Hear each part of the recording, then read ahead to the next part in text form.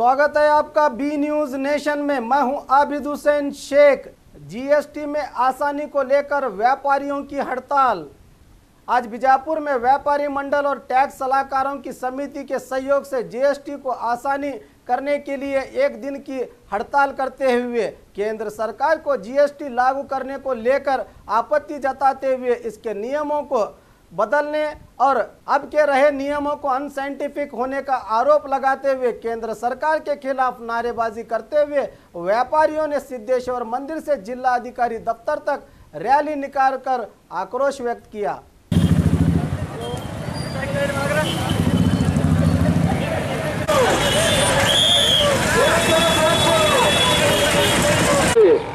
Return ದಂಡ ಅಂದ್ರೆ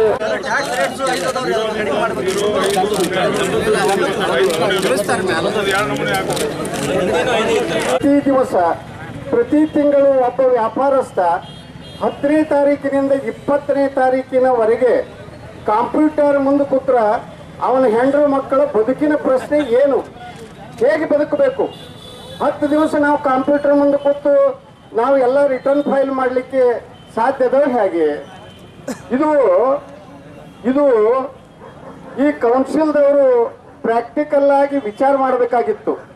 ಆದ್ರೆ ಅವರು ಇದನ್ನ ತರಾತುರಿಯಲ್ಲಿ ಈ ಕಾಯ್ದೆಯನ್ನು ಇಂಪ್ಲಿಮೆಂಟೇಷನ್ ಮಾಡಿದ್ದಾರೆ.